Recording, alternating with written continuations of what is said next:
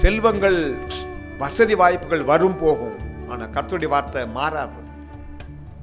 ஆண்டவர் சொல்றாரு, உலகம் முழுவதையும் ஒரு மனிதன் ஆதாயப்படுத்திக் கொள்ளலாம், தன் ஜீவனை நஷ்டப்படுத்தின லாபம் என்ன? வானமும் பூமியும் கர்த்தர் சிருஷ்டித்தது தான், சிருஷ்டிக்கார்.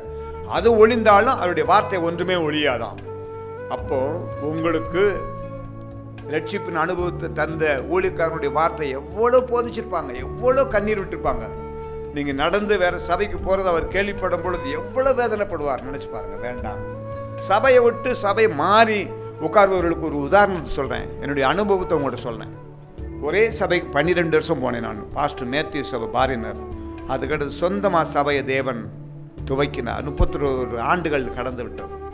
தேவக்கருவை ஒரு கருவேப்பிலை கண் வைக்க, நீங்க தண்ணி டெய்லி ஊற்றிக்கிட்டே இருக்கீங்க. சொந்தக்காரங்க வராங்க, ஊன்னவங்க வராங்க, என்னென்ன வளராமல் இருக்குன்னு கேட்காங்க. தண்ணி ஊற்றுறது நீங்கள், வளர்க்குறது நீங்கள், உங்கள் வேலிக்குள்ளே தான் இருக்குது, உங்கள் இடத்து காம்பவுண்டுக்குள்ளே தான் இருக்குது.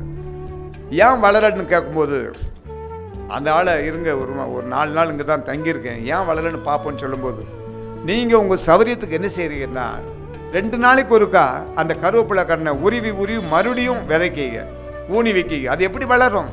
அதே போல தான் ஒரு சபையை விட்டு, ரட்சிப்பின் அனுபவத்திற்கு காரணமாக இருந்த அந்த சபையை விட்டு வேற சபைக்கு செல்வது இதே போல அந்த இடத்தில் வளராதபடி எடுத்து விடுறதுக்கு காரணம் எப்படி அது வளர்ச்சி ஆகாதோ அதே போல தான் நம்முடைய வாழ்க்கையும் காணப்படும்.